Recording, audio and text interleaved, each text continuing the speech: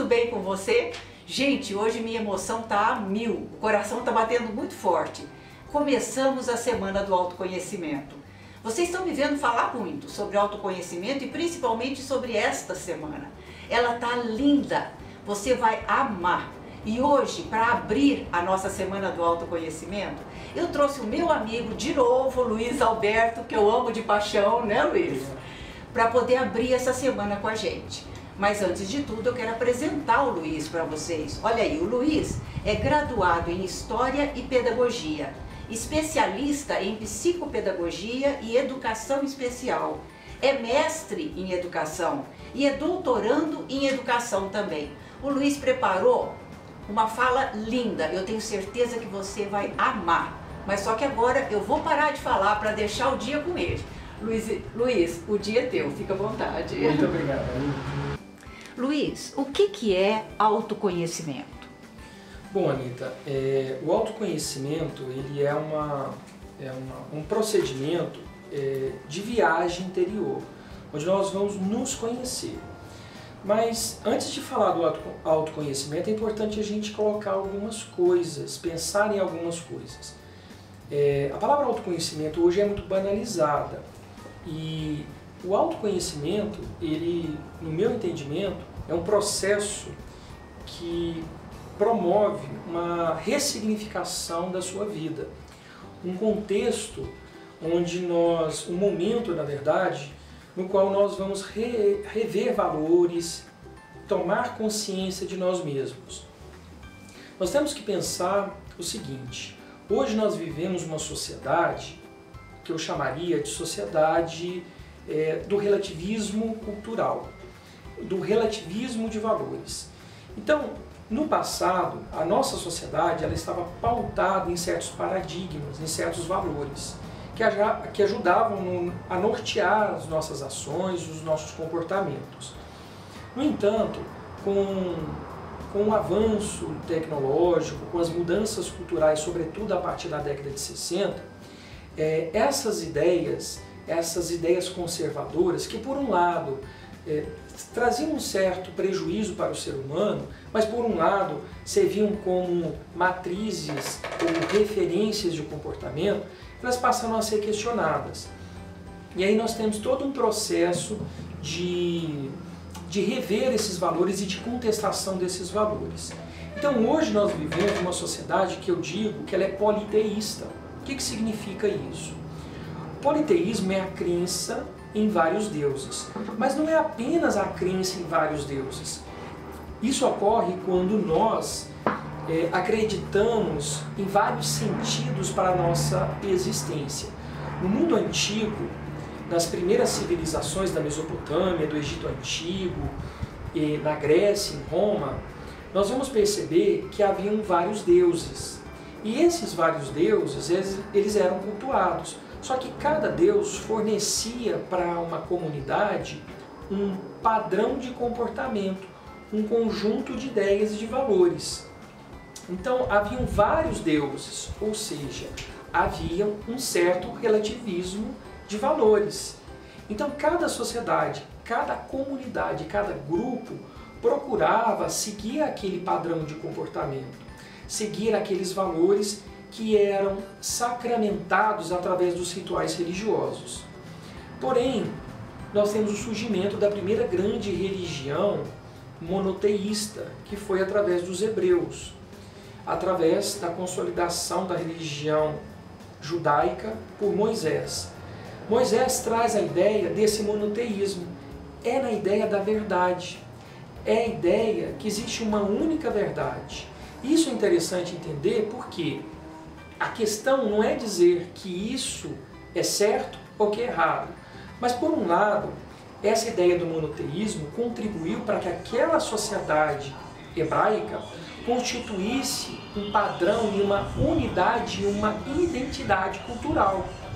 E essa identidade foi fundamental para o desenvolvimento dessa nação, para que ela pudesse então, a partir desses valores, conseguir desenvolver comportamentos, toda uma prática religiosa e também houvesse nessa sociedade uma espécie de harmonização. E a grande questão que o ser humano carrega dentro dele, e que também é banalizada por todos nós, é quem eu sou, de onde eu vim, para onde eu vou. Essas três questões, elas são fundamentais na vida de qualquer indivíduo. Talvez nós não reflitamos a respeito disso conscientemente, mas inconscientemente nós estamos buscando a nossa origem, buscando quem nós somos e o nosso destino. Se nós pensarmos dentro de uma perspectiva filosófica, nós nascemos nesta vida, nascemos, desenvolvemos e vamos morrer. Mas o que nós estamos buscando? O que nós estamos querendo? A felicidade. Não só a felicidade, mas a plenitude, essa paz interior. Todos nós buscamos essa felicidade. Só que nós, por conta de não existir na nossa cultura, principalmente no Brasil, no mundo ocidental, uma prática de autorreflexão, de pensar sobre os valores, sobre o nosso destino, nós acabamos aceitando qualquer destino. Então, eu sempre gosto de dizer e contar a história do Canto da Sereia de Odisseu. Na obra na obra Odisseia, o Homero ele escreve a história de Odisseu. E Odisseu ele está retornando da guerra dos gregos contra os troianos. Ele está voltando da Ilíada, que é Troia. E ao retornar para a Grécia, ele leva 10 anos. E é um contexto que ele vai enfrentar várias criaturas, vários monstros nos mares.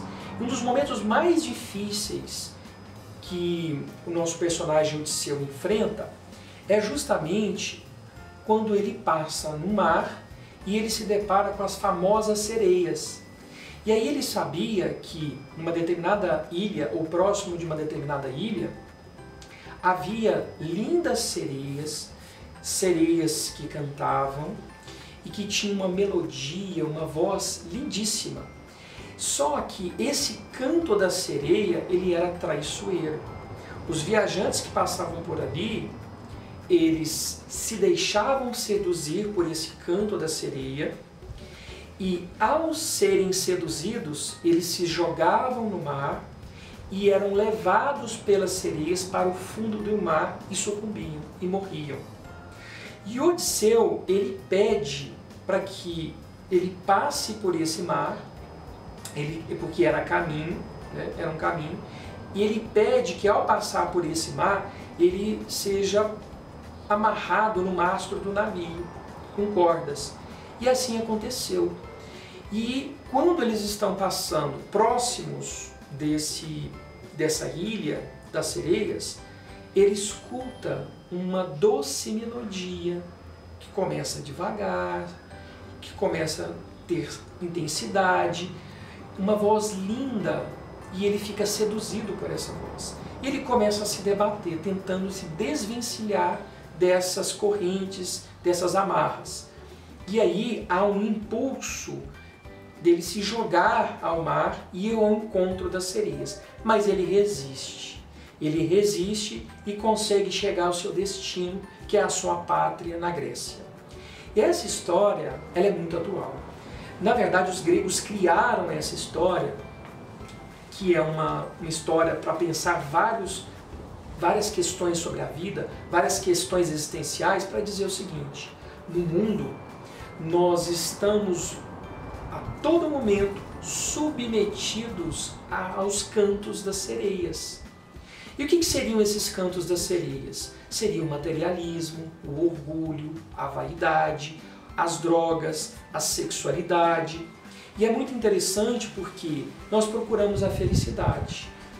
E como nós então fazemos para conquistar a felicidade? Nós temos dois caminhos. Um caminho é o autoconhecimento. É um caminho demorado, que exige paciência, esforço, é doloroso. Enquanto que existe um outro caminho, que ele é uma espécie de atalho. Por exemplo, as pessoas que usam drogas, a cocaína, a maconha, o álcool, são pessoas que procuram, através desses psicotrópicos, entrar num estado alterado de consciência e sentirem uma euforia e uma grande alegria, que naquele entendimento é uma paz interior. E de fato, naquele contexto, a pessoa se sente eufórica, se sente em paz, os conflitos se amenizam e naquele momento a pessoa se sente feliz. Só que na verdade essa é uma felicidade comprada, assim como é a felicidade do shopping center. É uma felicidade comprada, onde nós compramos uma mercadoria e entendemos que através dessa mercadoria nós vamos ser felizes. E o que gera naquele momento, seja no uso das drogas, da bebida ou no consumismo, é o que gera em nós, no nosso psiquismo, na nossa mente, uma forma enganosa de se sentir feliz. Só que essa felicidade, ela é apenas momentânea, pontual e passageira. Ela não resolve as nossas questões íntimas e ela não nos leva à verdadeira felicidade. E o pior disso tudo é que isso se torna um vício. Como você quer a felicidade, você tem vários conflitos, você busca isso. E ao buscar isso, você precisa de mais e mais. E aí isso se torna vício e a pessoa, então, antes que procurava todos esses mecanismos de fuga ou de atalho, essas pessoas elas entram num estado depressivo e principalmente no que eu chamo de perda de sentido de vida, uma crise existencial. É nesse momento que o ser ele se desconecta de si mesmo, ele perde a sua realidade e passa a viver um mundo de grande sofrimento e dor, onde ele perde o endereço dele mesmo, onde ele se perde dentro de si. E aí, pensando numa perspectiva de busca pela felicidade, e aqui nós estamos falando de busca de felicidade não plena, mas uma felicidade relativa, num sentimento de autorrealização, num sentimento de paz interior. Como, então, obter essa felicidade relativa? Como conquistar essa autorrealização? Se a gente não quer ir pelos atalhos, que é o caminho mais fácil, mais rápido, mas que tem consequências drásticas, qual seria? O autoconhecimento. E aí nós temos que lembrar de um grande personagem da história, Sócrates. Sócrates era considerado um dos grandes sábios da antiguidade. E Sócrates, muito observador, muito sábio, ele, certa feita, observou na parede, no teto de um oráculo dos Delfos, que era um local onde os gregos iam para obter informações dos deuses, através das pitonísias, que seriam as intermediárias dos deuses, sacerdotisas. Lá estava escrito: conhece-te a ti mesmo. Essa frase ela é fundamental para a nossa existência. Conhecer você, promover o autoconhecimento. E aí, quando nós mergulhamos para dentro de nós, que é um processo, nós nos deparamos, primeiramente, a priori, com o nosso ego. Então o ego é essa criação da sociedade. Por exemplo, quando nós nascemos, a criança, nos seus primeiros dias, ela começa a ter uma percepção da realidade, ela abre os olhos. Nascer é abrir os olhos para o mundo. A criança ela não tem consciência de si. Para ela, tudo faz parte dela. A mãe, as coisas e todas as pessoas que a cercam. Então, é interessante que a partir dessa interação dela com o outro, com o tu, com o você, com o mundo externo, ela começa a desenvolver aos poucos o seu ego. E o ego é fundamental na vida de todo mundo. O ego é uma espécie de ponte entre o mundo exterior e o mundo interior. Ele serve para que nós possamos nos desenvolver, para que nós possamos desenvolver a nossa consciência de nós mesmos. Mas o ego, ele não pode ser alimentado.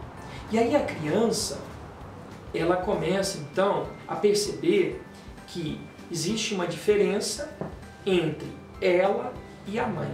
Quando ela começa a perceber que existe a diferença entre ela e a mãe, a sociedade, o mundo, ela está desenvolvendo o ego. O ego, então, ele começa a ser desenvolvido. E aí existem egos que são saudáveis e egos que são doentes. Quando a mãe diz assim: eu te amo, meu filho, você é inteligente, eu gosto de você, você é importante. Esse ego se desenvolve de uma forma saudável. Agora, quando a mãe ela não dá atenção para a criança, ou a mãe rejeita essa criança, é um ego doente, é um ego patológico. E aí é interessante entender que esse ego que é rejeitado, ou que se sente rejeitado, ou que entende e interpreta que é rejeitado pela mãe, ele começa então a criar mecanismos para poder chamar a atenção da mãe e da sociedade. E aí eu acho muito interessante porque todos nós dissemos assim: ó, eu sou perfeccionista. Mas o que é o perfeccionista, na verdade? O perfeccionista é aquele indivíduo que procura fazer tudo certo para poder chamar a atenção da mãe, para que ele possa ter a atenção das pessoas, para que ele possa ser valorizado. E um outro comportamento é a pessoa boazinha, a pessoa que aceita tudo tá legal. Para que isso? Para ela poder ser amada, para ela não ser rejeitada. E isso é muito interessante porque nós vamos crescendo, nos desenvolvendo e nós precisamos alimentar o nosso ego. Não sei se você já percebeu, Anitta, que em alguns momentos, em alguns locais a gente se sente bem e outros a gente não se sente tão bem. Por quê? Porque em certos locais o nosso ego ele é alimentado, em outros não. Então, comece a observar, naqueles locais onde o meu ego ele não é alimentado, eu me sinto inseguro, porque eu dependo do olhar do outro, da fala do outro, para que eu possa me sentir bem. A mesma coisa, em certos lugares eu me sinto super bem, porque aquela pessoa ela trabalha com o meu ego. O meu ego é alimentado de forma positiva. A gente acaba refletindo essa imaturidade, essa infantilidade na nossa vida adulta. E aí é interessante entender que ao longo da nossa vida, o nosso maior desafio existencial é abandonar o ego. É abrir mão do ego, não totalmente, mas entender que o ego é uma grande ilusão, é algo falso, é uma grande ilusão. O ego é o não é. E o não é nos ajuda a entender o que é, porque a nossa busca é o nosso eu interior. O ego seria, na verdade, uma espécie de indivíduo que nós criamos, uma personalidade, uma máscara, porque persona, máscara, uma identidade que nós vamos utilizando em torno de nós para que possamos ser amados, benquistos, respeitados pela sociedade. Isso significa dizer que o ego é, na verdade, a imagem que nós refletimos sobre a sociedade. Eu sou aquilo que os outros pensam que eu sou. E aí é muito interessante. Como eu vou viver no mundo? Eu vou viver no mundo escutando os cantos da sereia. O meu ego é tão frágil, ele é tão doente às vezes, que eu preciso que os outros me digam quem eu sou, de onde eu vim e para onde eu vou. E a minha felicidade, ela estaria então na mão desses cantos de sereia. E aí nós somos seduzidos pelo mundo a entrar num processo não de autodescobrimento, não de autoconhecimento, mas de perder o nosso próprio endereço. É o momento que nós passamos a nos desconhecer. E essa situação é tão séria que algumas pessoas vão criando imagens de si mesmo a partir da sociedade, refletindo aquilo que a sociedade pensa sobre ele, que ele vai perdendo a conexão do que ela é. E ele se torna um grande personagem social. Uma pessoa superficial, uma pessoa que representa, uma pessoa que perde a sua autenticidade, a sua espontaneidade. A criança, quando não está desenvolvendo, ainda não desenvolveu o ego, como ela é? Ela é autêntica, espontânea, ela toma as decisões a partir dos seus instintos, daquilo que ela deseja. E não a partir do que o outro diz. Mas com o desenvolvimento do ego, quem passa a gerenciar a sua vida não é ela, é o mundo lá fora. É como eu penso que os outros pensam que eu sou. Eu passo a me comportar assim. E aí é muito interessante a mente, porque o ego, então, ele seria uma espécie de gerenciador da nossa vida, da nossa consciência. Só que a nossa vida mental, nós temos a consciência e o inconsciente. O inconsciente é o registro, as informações das nossas experiências. Aí alguns entendem que existem outras vidas, outros pensam na infância, coisas que nós não lembramos. Mas existe um outro componente no inconsciente que é muito interessante, que são os arquétipos. E o que seriam os arquétipos?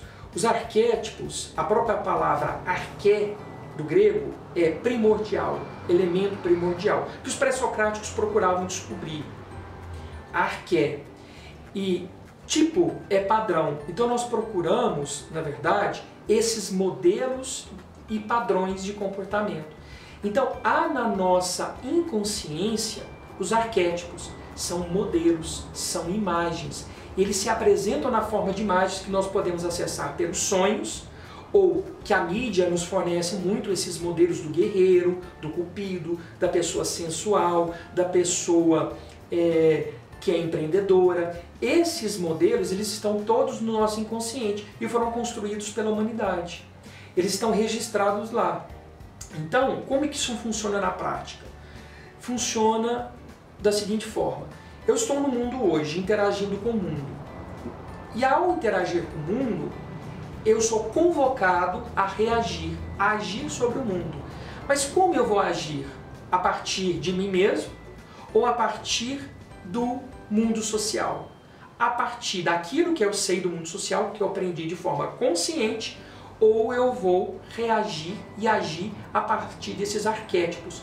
Eu vou evocar do meu inconsciente essas imagens e aí já existe um padrão estabelecido de comportamento. Eu vou agir de uma determinada forma. Eu não estou agindo livremente, espontaneamente, mas eu estou agindo a partir desses arquétipos. Mas esses arquétipos, eles existem no meu inconsciente, na forma de imagens, existem no meu consciente, eles são atualizados. E quem são os arquétipos e quem evoca os arquétipos no mundo de hoje? Nós podemos pensar, os nossos heróis. Os heróis são carregados de imagens, imagens ligadas aos arquétipos, é a atualização dos arquétipos. Então, por exemplo, quando eu vejo uma cantora na televisão e essa cantora sensualizando, e eu me sinto atraído e passo a me comportar dessa forma, é porque, na verdade, eu uso aquele arquétipo consciente e aquele arquétipo inconsciente para que eu possa agir no mundo. Eu estou agindo, então, como uma pessoa manipulada, como uma grande marionete.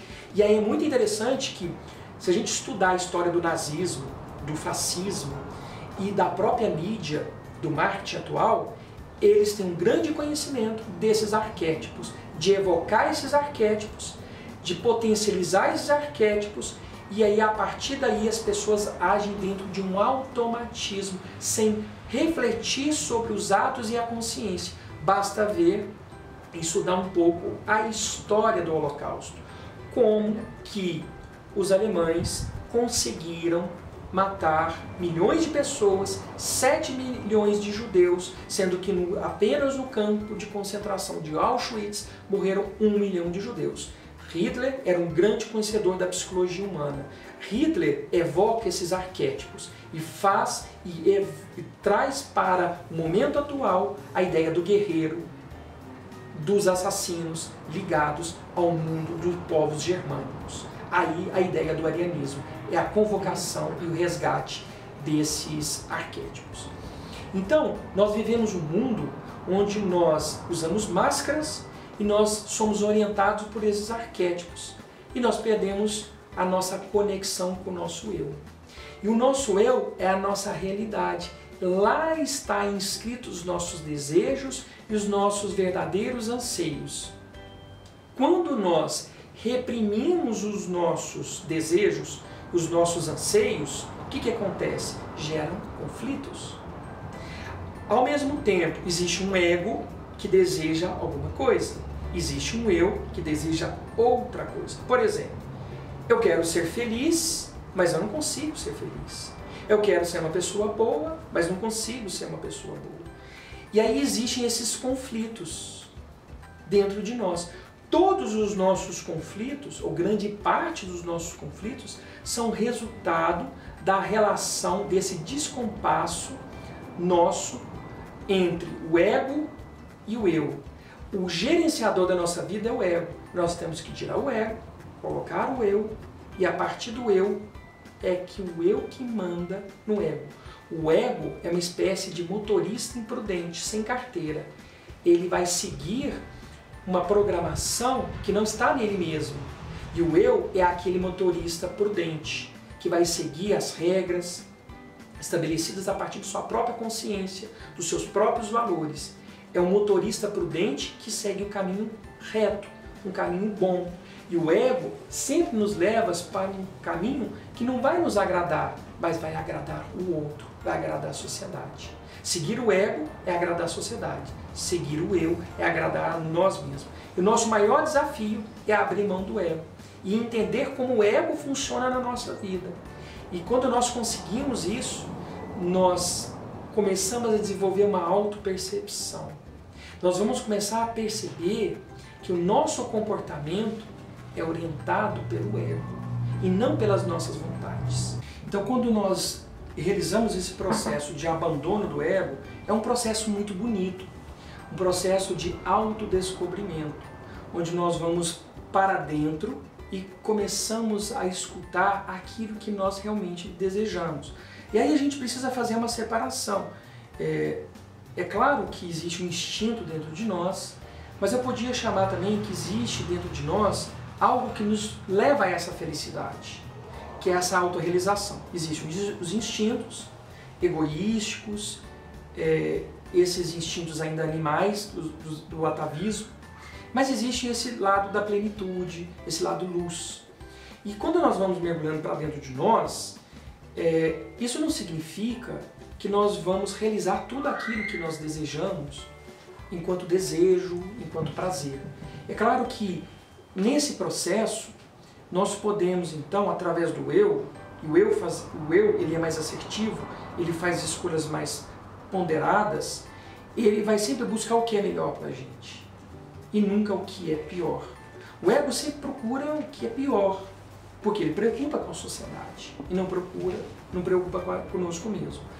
Então, quando nós entramos dentro desse processo, nós vamos descortinando, nós vamos vendo, descobrindo aquilo que realmente nós somos. Por exemplo, existem milhões de pessoas que casam com o fulano ou com a fulana porque ela é bonito, ou porque a pessoa tem dinheiro, ou porque a pessoa vai lhe conferir uma certa importância.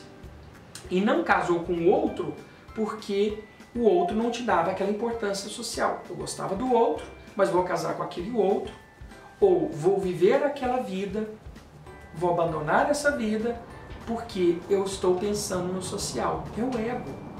Quando nós começamos a viver no eu, a gente não se preocupa mais com ele. E aí nós vamos tomar decisões e vamos viver uma vida em consonância com as nossas aspirações. E esse processo, então, de autoconhecimento é um processo de abandono do ego, é um processo onde nós vamos encontrando o eu. E ao encontrar o eu, nós vamos descobrir que no nosso inconsciente existe um grande gerenciador do nosso inconsciente, ou da nossa mente, de toda a nossa mente, que o Jung chama de self. O self seria a nossa realidade maior.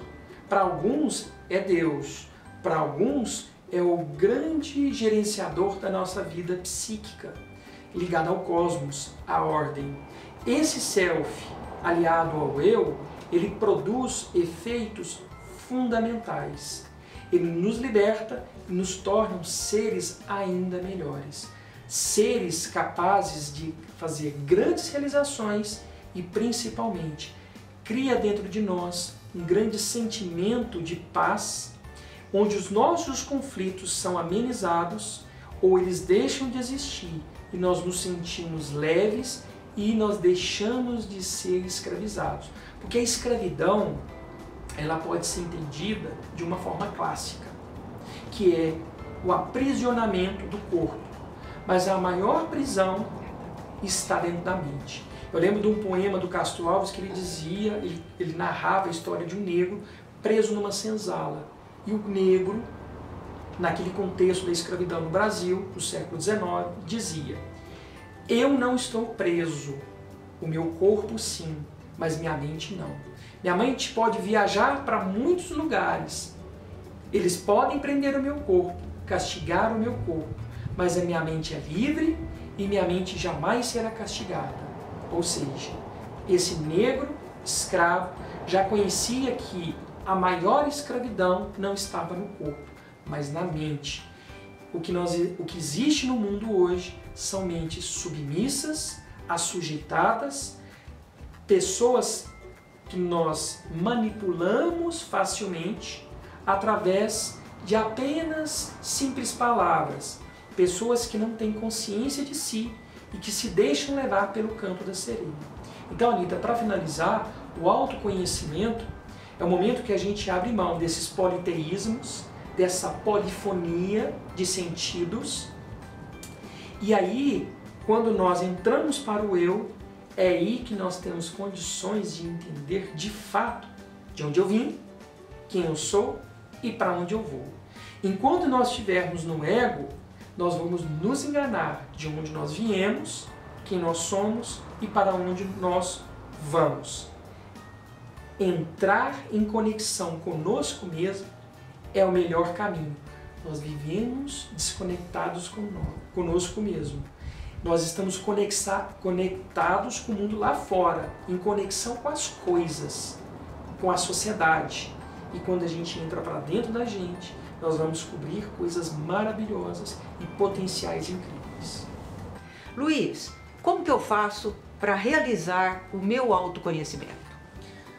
Bom, Anita, existem várias formas de promover esse autoconhecimento, mas aqueles que estão nos ouvindo, eu faço um convite. No bloco anterior, nós tínhamos conversado sobre essa ideia do ego, como o ego nos prejudica, né? O ego é algo falso que nos ilude. E aí, veja só que interessante. Quando nós estamos conectados com as redes sociais, em grande parte, na maior parte dos momentos, o que a gente está procurando? Nós estamos procurando ver os outros, porque a partir dos outros nós estamos nos refletindo, nós estamos nos inspirando e sentindo inveja pelo que o outro tem. É o nosso ego ferido. Logo, se o outro tem, é aquilo também que eu quero ter. É o ego infantil. O ego infantil é a nossa infantilidade. Mas o que nós procuramos também quando nós postamos fotos? É claro que isso aqui é uma análise, não é a verdade, mas tem muita lógica e tem estudos que provam isso. Que quando nós estamos postando fotos, nós queremos os likes, as curtidas das pessoas. E para que serve a curtida? Para reforçar o nosso ego. Para nós nos sentirmos amados, para nos sentirmos valorizados, para tirar de nós a nossa vaidade, alimentar a nossa vaidade. E o que é a vaidade na verdade? A vaidade é a maquiagem do vazio.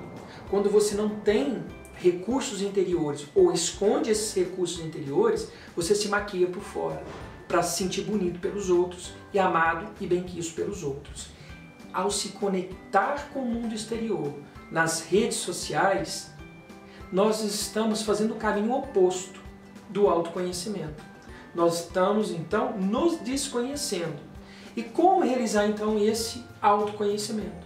Muito simples, desconectar, literalmente. Sair do Facebook, sair do WhatsApp, mas não só do mundo virtual, desse mundo das redes sociais, mas sair de outros Facebooks, de outros WhatsApps, desconectar com o mundo lá fora, desconectar com tudo que gera prejuízo na escuta interior.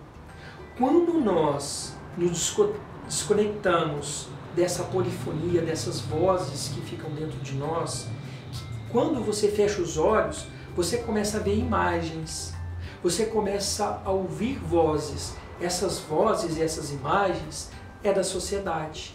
Nós temos que esquecer essas imagens, silenciar essas vozes e começar a ouvir uma voz que vem lá do fundo, que ela é bem baixinha.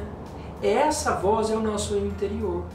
É aquele eu que está pedindo ajuda. E olha que interessante. Muitos de nós temos a capacidade de trazer o mendigo para dentro de casa. Trazer esse mendigo, dar banho, comida, alimento, cuidar dessa pessoa carente, essa pessoa que precisa de ajuda. Nós somos capazes de fazer isso. Mas o maior mendigo, a pessoa mais carente, está dentro de nós. O maior mendigo é o nosso eu interior. Nós temos que ouvir o nosso eu interior. E nós não precisamos alimentar o nosso eu interior. Nós não precisamos de mecanismos para isso. O nosso eu interior, ele é o que é a nossa essência. E quando nós começamos a ouvir essa voz interior, é aí que nós estamos nos encontrando conosco mesmo. É quando nós ligamos o GPS e começamos a seguir aquela voz do GPS. Vira à esquerda, vira à direita, vá reto. E aí nós vamos chegar ao nosso destino final. É um processo. Mas para isso, nós podemos utilizar algumas ferramentas. Por exemplo, a meditação. Nós podemos fazer a autorreflexão. Nós podemos conversar conosco mesmo, ir para um lugar silencioso. A terapia pode ajudar muito nesse processo. Uma leitura, onde nós vamos entrar em conexão com o nosso eu. E aí, a melhor fórmula é ter momentos sozinhos. Ter momentos conosco mesmo. São momentos de autoencontro. E é interessante que quando nós mergulhamos dentro de nós, nós vamos conhecer um grande deserto. Um local onde existe o indivíduo, o seu eu, e aquele momento é o momento que nós começamos a interagir com aquele indivíduo que está dentro de nós, guardado e escondido. E aí nós estabelecemos um diálogo. Talvez ir para a natureza. A natureza é fundamental. É quando é um dos momentos que nós conseguimos nos conectar conosco mesmo. Porque a natureza nos leva à natureza. A natureza é de nós mesmos, o que é natural. O ego é o superficial, é o concreto, é a rua, é o mundo lá fora. Mas a natureza é o momento em que nós entramos para dentro de nós. E essa meditação e esse processo, ele é fundamental. É através disso que nós fazemos uma grande virada na nossa vida. Então, para resumir, a melhor forma de promovermos o autoconhecimento é a meditação, é a autorreflexão. É nesse momento que no salão estamos nós conosco mesmo, mais ninguém, silenciando e desligando e saindo dos Facebooks. Luiz, para que serve o autoconhecimento? Bom, o autoconhecimento, ele basicamente, no meu entendimento, serve para que nós possamos encontrar essa felicidade relativa, esse sentimento de autorrealização, essa harmonização interior. Mas é importante também entender que como nós vamos nos harmonizar? Diluindo e acabando com os nossos conflitos. E a gente já falou muito sobre o ego, mas olha que interessante. Grande parte dos nossos conflitos estão relacionados conosco mesmo, mas com a projeção desses conflitos com os outros. Então, como nós temos conflitos, nós acabamos projetando esses conflitos nos outros. Então, aquilo que nós enxergamos nos outros e aquilo que nós percebemos nos outros é aquilo que está dentro de nós. O outro sempre nos é um espelho que nos reflete. Então, a partir desse processo de refletir os nossos conflitos no outro, nós vamos criando inimizades, animosidades. E quando nós realizamos esse processo de entrar para dentro de nós, olharmos para o nosso eu e fazermos o nosso eu o grande gerenciador da nossa vida e colocando o ego, não eliminando o ego, porque o ego é importante, mas é colocando o eu como grande motorista na nossa vida, nós vamos começando a perceber que é necessário uma reconciliação. Uma reconciliação conosco, um alinhamento da nossa consciência com os nossos valores, com as nossas expectativas existenciais, com a nossa essência. E a partir desse momento, o que acontece? Nesse alinhamento que vai substituir o descompasso anterior, nós vamos então, a partir de nós, restabelecer essa reconciliação com os outros. Nós vamos então, através do autoconhecimento, não parar em nós mesmos. É o momento de nos conhecer, mas nós temos que entender que o autoconhecimento melhora a nossa relação conosco, mas é também fundamental para melhorar a nossa relação com aqueles que estão lá de fora de nós, o outro, o você e o tu. E aí há um processo de auto-perdão, há um processo de perdão, e é um processo onde nós vamos começar a conhecer o outro, entender que o outro às vezes está preso no seu ego, nos seus conflitos, e que nós precisamos então funcionar como reguladores ou contribuintes dessas regulações dos outros. Como? A minha paz interior, ela pode refletir no outro. O meu desequilíbrio, a minha perturbação por conta do ego e a mente atormentada, ela reflete no outro, prejudicando o outro. Mas há também um processo inverso. O meu equilíbrio serve para equilibrar os outros. O meu equilíbrio, ele serve para harmonizar interiormente os outros. Então, o autoconhecimento é um processo que eu penso em mim, mas penso no outro.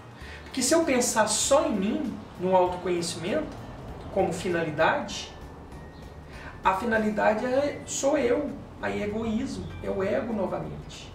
Se eu estou abrindo mão do ego, eu estou pensando no eu. E o eu é a nossa essência, e o eu pensa no outro. O eu tem alteridade, tem paciência. O eu olha o outro com amor, com carinho. É um momento que nós estamos alinhando dentro de nós mesmos, alinhando com os outros e alinhando com o universo. E aí é um processo maravilhoso, onde nós entramos em sintonia com esse grande universo. É aí que nós vamos criar as condições necessárias para que possamos desenvolver potencialidades para que nós possamos então agir no mundo. E primeiro, o mundo ainda não mudou, Anitta. Por quê? As pessoas querem fazer revolução, tomar os governos. As pessoas querem e desejam que alguém, um Messias, um grande Salvador, um povo escolhido, venha na Terra para promover uma grande mudança. Mas, na verdade, a maior mudança, como Buda nos dizia, não está lá fora, está aqui dentro.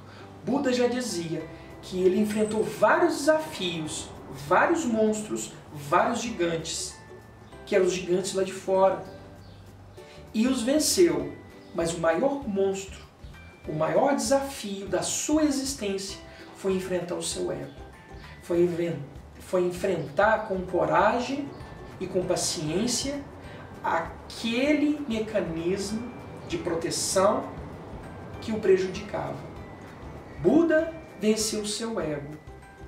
Buda voltou para o seu eu. E aí o budismo chama isso de Dharma. E aí, ao entrar nesse processo, de autoconhecimento é que nós nos tornamos pessoas humildes, é quando nós entendemos as outras pessoas não uma extensão de nós mesmos, mas indivíduos que nos complementam, porque a felicidade sozinha não existe. A felicidade sozinha só existe compartilhada. Só a felicidade a dois é que existe. A felicidade sozinha não existe. Isso é egoísmo. Luiz, o que é autodesenvolvimento? Bom, Anita, o autodesenvolvimento seria um outro momento de desenvolvimento do ser. Se nós temos um primeiro momento que é o autoconhecimento, onde nós mapeamos e entendemos o que é o ego, agora é o momento de nós começarmos a desenvolver alguns potenciais psicológicos e emocionais. A criatura humana, ela desenvolveu muito os seus potenciais intelectuais e cognitivos. Basta nós olharmos as grandes cidades, a tecnologia, os avanços do mundo material. Mas a nossa maior dificuldade ainda, e que existe aí uma diferença, é que nós não desenvolvemos as nossas habilidades emocionais. Nós talvez desenvolvemos as nossas habilidades emocionais pensando na vaidade, no orgulho, no egoísmo, nessas potencialidades que nos levam a alimentar o nosso ego para disputa de espaço, para disputa no mundo do trabalho, no mundo empresarial. Mas os nossos potenciais emocionais alinhados com o eu, e o eu sempre procura o melhor para nós, é isso que nós buscamos. E o que seria então esse autodesenvolvimento? Seria o desenvolvimento desses potenciais emocionais. E aí eu destaco alguns desses potenciais. O primeiro é a paciência, a tranquilidade. Veja, tudo que nós fazemos na vida, nós somos impacientes. Nós ficamos irritados, porque é o ego ferido. A pessoa paciente, ela passa a ter calma, entender que tudo tem seu tempo, tudo tem a sua hora, e que as coisas não funcionam do jeito que ela quer, como uma criança que dá birra. A criança que dá birra tem que ser na hora. A vida ensina, os pais educam, mas a vida ensina as pessoas que são impacientes. A pessoa impaciente bate o carro, a pessoa impaciente desenvolve doenças psicológicas, como a síndrome da ansiedade. São doenças relacionadas ao ego. A paciência é uma grande virtude. A paciência é aquele momento que nós não nos abalamos com as coisas exteriores. Tudo que vem exterior, que acontece na nossa vida, a gente não reage com um impulso, mas a gente vai com calma, com tranquilidade. E aí, quando a gente vai com tranquilidade, a gente toma a melhor decisão, aí consultando o nosso eu. Agindo pelo eu, a gente nem consulta o eu. O eu, ele reage de uma forma natural, espontânea. Ele não é um mecanismo falso. Então, a paciência. Um outro momento que eu acho assim, fundamental, que nós ocidentais ainda não temos desenvolvido em nós, é a observação. Observar. Então, eu faço um convite a vocês. Hoje, amanhã, escolha um dia, fale menos, observe mais. E aí você vai começar a observar. Observe você, o seu jeito de agir e reagir. Observe os pensamentos. Porque os pensamentos são eles que nos conduzem aos momentos de tristeza, aos momentos de alegria.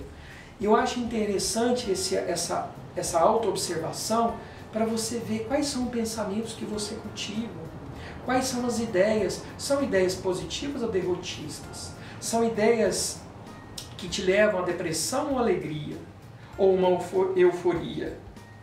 Nós temos que entender e observar os nossos pensamentos. Nós nos conhecemos também pelos pensamentos. Qual tipo de pensamento que a gente produz?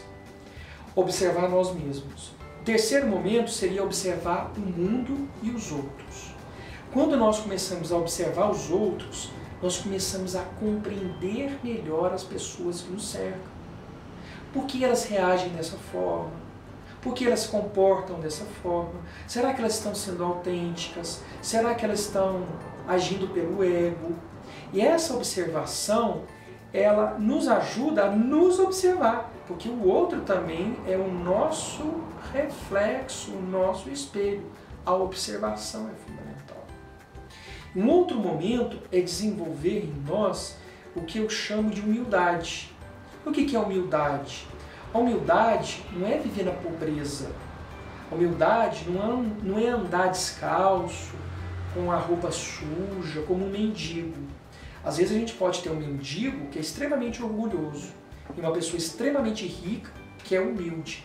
A humildade é simplesmente a sua capacidade de entender que você não é a melhor pessoa do mundo e nem a pior. Você sabe dos seus limites, mas você sabe também das suas potencialidades. A pessoa humilde é a pessoa que escuta. E escutar e ouvir não é a mesma coisa. Às vezes eu estou conversando com uma pessoa, estou apenas ouvindo sons e palavras, mas não estou escutando.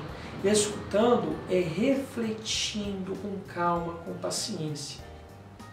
A humildade é a nossa capacidade de olhar para as outras pessoas e conversar com elas por igual. Nós sempre estamos perto de pessoas e estamos calibrando as coisas. Sou superior? Sou igual? Ou sou inferior? E na verdade, se nós pensarmos no ser humano, nós não somos iguais, nós somos semelhantes. Somos pessoas que temos todos os potenciais. Por que um é assim e o outro não é? Oportunidade. Ou porque não acreditou em si mesmo. Porque a história de vida não proporcionou desenvolver certas habilidades. Mas aquela pessoa, às vezes, humilde, ou aquela pessoa, às vezes, que não fala corretamente. Às vezes, Anitta, eu já observei que a gente vai no mundo acadêmico, existe um pensamento extremamente elaborado. Extremamente elaborado. E às vezes, sim, a pessoa desenvolve um pensamento bem elaborado para dizer uma coisa. Existem pessoas simples que às vezes dizem poucas coisas, ou melhor, dizem muitas coisas em poucas palavras. Ou seja, não precisa dar aquela volta toda, não precisa alimentar aquele ego todo. A humildade é olhar para as pessoas e entender que todos nós estamos no mesmo patamar e que todos nós podemos desenvolver. A humildade é fundamental na vida de todo mundo. Não uma falsa humildade, mas uma humildade de verdade. Eu aprendo com todo mundo. Eu ensino para todo mundo, mas eu aprendo com todo mundo. Um outro elemento que eu diria aí que seria o quinto elemento seria a gratidão. Esses dias eu comecei a me observar. Eu comecei a olhar para dentro de mim. E aí eu comecei a ver quais os pensamentos mais recorrentes. E eu identifiquei. Eu entrava dentro do meu carro e falava assim, eu quero um carro melhor. Eu entrava dentro da minha casa e falava assim, preciso trocar isso, preciso comprar aquilo, preciso ter aquilo. O tempo todo eu estava sendo ingrato, reclamando. A gratidão é aquele momento onde você é feliz com aquilo que você tem e é grato por isso. E a gratidão, ela tem um efeito sobre o mundo, sobre o psicológico, enorme. Quando você é uma pessoa grata, as pessoas reconhecem em você essa humildade e parece que nós atraímos para nós uma série de energias positivas, uma série de fluidos, de bioenergias que vão vir até nós. Porque eu gosto sempre daquele exemplo. Vamos imaginar que a gente chega no final do ano, no Natal.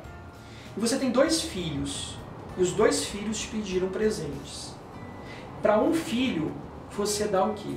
Você dá um presente caro, que você trabalhou o ano todo, gastou o seu tempo, dividiu o presente e deu o presente para ele.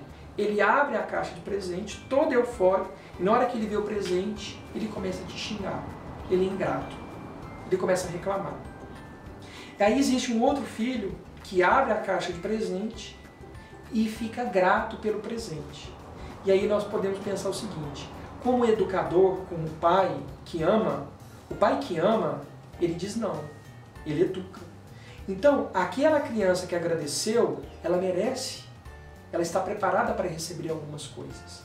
Enquanto aquela criança que reclamou, ela não está preparada para receber outras coisas. Então, às vezes na vida, a ingratidão, ela gera em torno de nós uma barreira que nos prejudica a receber um monte de coisas.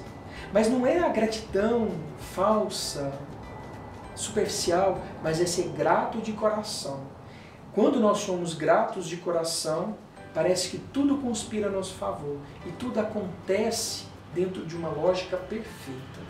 Bom, então para finalizar desses requisitos que ajudam no nosso autodesenvolvimento, eu chamo de o último elemento de equanimidade emocional. O que seria isso? Nós temos um costume muito errado, que é o seguinte: quando nós estamos tristes, nós potencializamos isso, dramatizamos, vamos para um grande sentimentalismo. A tristeza, ela faz parte da vida, as decepções, faz tudo parte da vida. Se você vê uma pessoa triste, passando fome, se você vê um amigo sofrendo, você vai ficar triste. Agora, quando a gente começa a ir num extremo, isso impede que nós nos desenvolvemos. Agora, no outro lado na alegria eu fico eufórico, muito eufórico, então eu fico extremamente alegre, muito eufórico, isso me prejudica. Esses extremos, muito triste ou muito alegre, muito eufórico. Nós temos que procurar um caminho do meio, um caminho do equilíbrio, onde as nossas emoções e os nossos sentimentos, eles não podem ser nem menos, nem mais, mas ser o ponto certo. Esse equilíbrio, esse ponto, ele é fundamental. Isso traz para nós um equilíbrio e uma harmonização. Então, Anitta, o nosso autodesenvolvimento, ele está ligado à nossa paciência, à observação, à humildade, à gratidão e a esse equilíbrio das emoções. E quando nós conseguimos realizar tudo isso, é que nós vamos então desenvolver potenciais emocionais e teremos condições de aplicá-los no mundo e para conosco mesmo, nos tornando pessoas mais equilibradas, menos perturbadas, com menos conflitos e mais felizes. Luiz, e o que é o empoderamento do ser? Então, Anitta, aí vem a parte que eu digo mais prática do processo. Porque eu tinha dito no início que entender quem nós somos, de onde nós viemos e para onde nós vamos é fundamental. O nosso destino, aí independente de qualquer crença, de qualquer valor que nós temos, é entender que o nosso destino é a felicidade, é a plenitude, é a paz interior. E aí, todas as filosofias, elas defendem isso, a busca dessa paz interior, dessa plenitude. E aí, veja, o que seria o empoderamento? O primeiro pensador a traduzir essa palavra para o português foi o Paulo Freire. O Paulo Freire ele vai traduzir o empoderamento da seguinte forma, que seria a capacidade de um indivíduo de utilizar os seus potenciais para que ele possa evoluir e promover transformações. Veja, o ser humano só pode agir no mundo, só pode criar impacto na vida de pessoas a partir do momento que ele se conhece, ele tira de lado o seu ego, que ele esquece o ego, quando ele desenvolve potenciais, esse autodesenvolvimento que a gente falou, esses potenciais, e agora é o momento de aplicar. Quando o indivíduo ele se conhece e tem esses potenciais emocionais, ele está empoderado. Ele tem o poder de agir. E aí ele vai agir nesse mundo criando impactos. E esses impactos estão ligados a um processo de agir na vida do outro, de contribuir para melhorar e elevar a vida do outro. Porque a felicidade só é felicidade para nós compartilhada com o outro, nunca sozinha. É o momento que nós nos sintonizamos com o outro e com o universo. E aí eu gostaria de trazer para vocês uma ideia muito interessante, que é a lei do viajante. E o que é a lei do viajante? Existe uma história de uma garota de 24 anos chamada Letícia. A Letícia, com 24 anos, decidiu conhecer várias partes do mundo. E ela foi para vários países da Ásia. Ela esteve presente em Bangkok, ela esteve presente no Vietnã, países pobres, marcados pela miséria, pela corrupção, por mortes e genocídios. Eram realidades totalmente diferentes daquela realidade que ela vivia no Brasil, de classe média. E aí ela foi tendo contato com essas pessoas. E um dado dia, ela andando pelas ruas de Bangkok, ela foi assaltada. Ela perdeu o passaporte, perdeu os documentos, perdeu a carteira, perdeu tudo. E ela ficou muito triste naquele momento, muito decepcionada. Então ela decidiu, naquele momento, prosseguir, tirar os documentos de novo, conseguir tudo que ela tinha perdido novamente, os cartões, e ela conseguiu depois de um mês. Passado 2 meses desse evento, desse primeiro evento, novamente ela é assaltada, perdeu tudo de novo. Naquele momento ela se sentiu desesperada, e ela perdeu a crença no ser humano, ela não confiava mais em ninguém. Então ela decidiu sair de Bangkok e ir para um outro país. E ao ir para esse outro país, também muito pobre, Camboja, ela vai se deparar com uma situação muito difícil na vida dela. Uma outra grande dificuldade. Ela tinha passado por 2 assaltos, mas nesse outro momento, ela recebia um dinheiro da família, através da conta corrente, e esse dinheiro não caiu na conta dela. Então ela estava num país desconhecido, não conhecia ninguém, sem dinheiro, e tinha apenas 10 dólares. Ela foi e comprou comida, um macarrão instantâneo, comprou banana, para ela poder passar 48 horas até o dinheiro cair na conta dela. E aí ela conheceu algumas pessoas, alguns viajantes, e um dos viajantes descobriu o momento que ela estava passando. E ela então resolveu aceitar o convite dele para um jantar. Aí ela passou por cima do orgulho dela e foi jantar. E ela conta que ela jantou, conversou com as pessoas, interagiu, estava super bem. E esse jantar custou mais ou menos 8 dólares. E ela ficou incomodada e disse para esse colega viajante também que ela estava incomodada e era necessário pagar esse dinheiro, esses 8 dólares. E aí esse viajante disse assim para ela: Letícia, você conhece a lei do viajante? Ela falou: não, viajo há muito tempo, mas eu não conheço essa lei.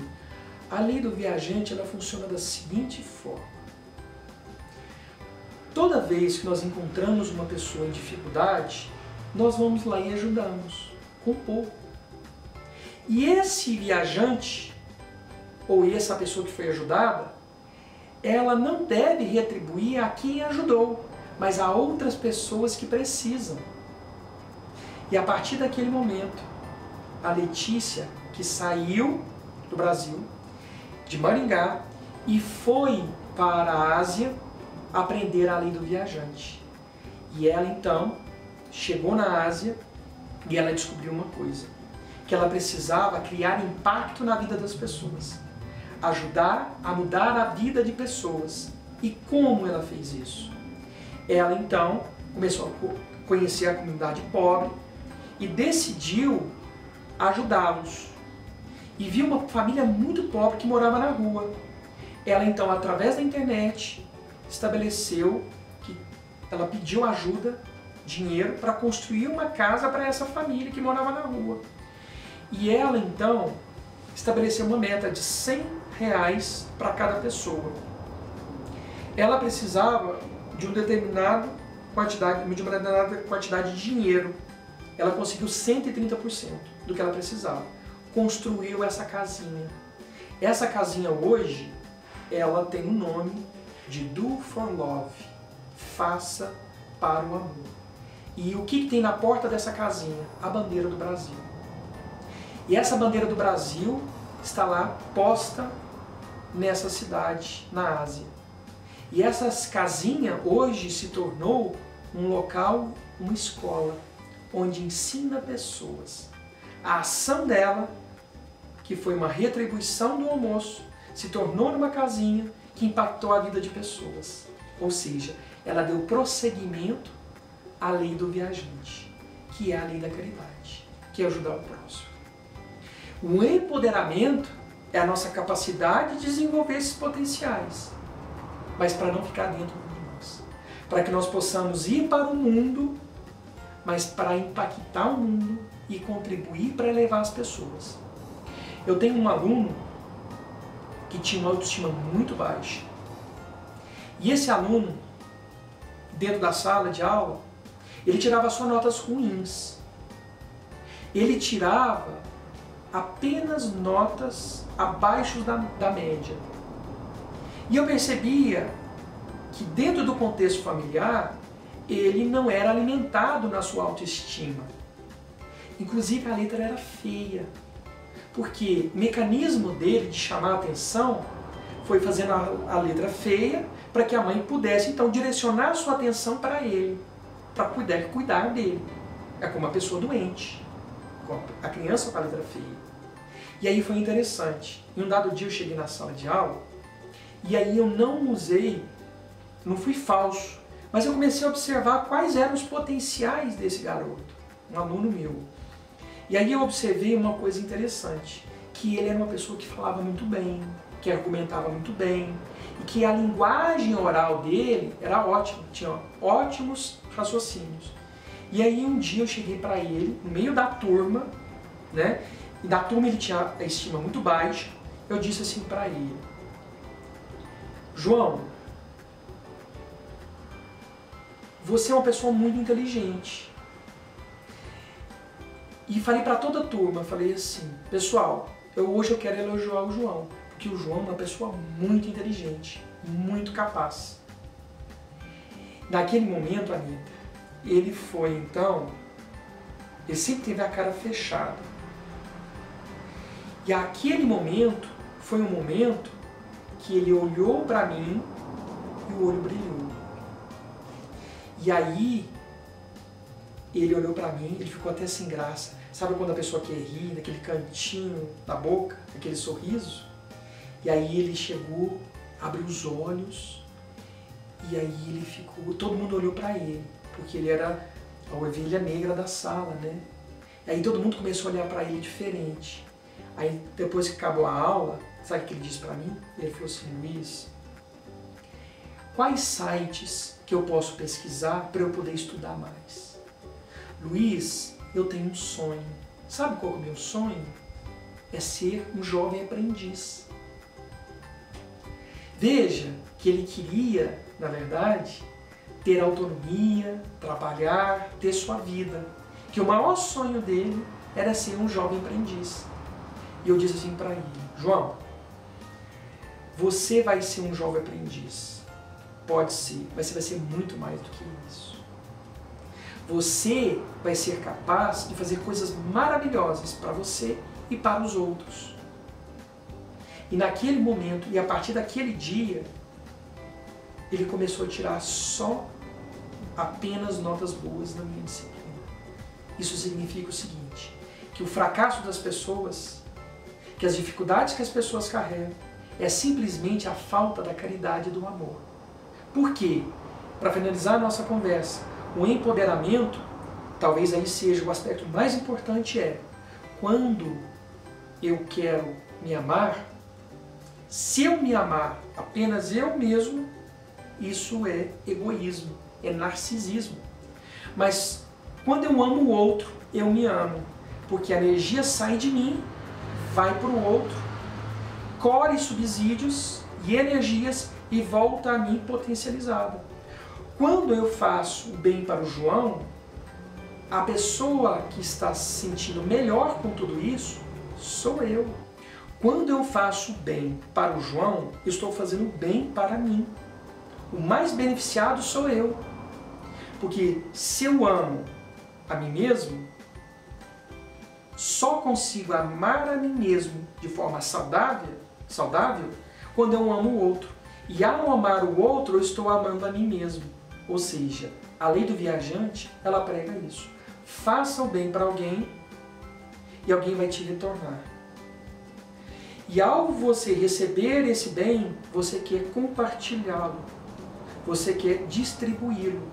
O empoderamento é, na verdade, colocarmos esses potenciais não a serviço de nós, mas a serviço do outro, impactando o outro.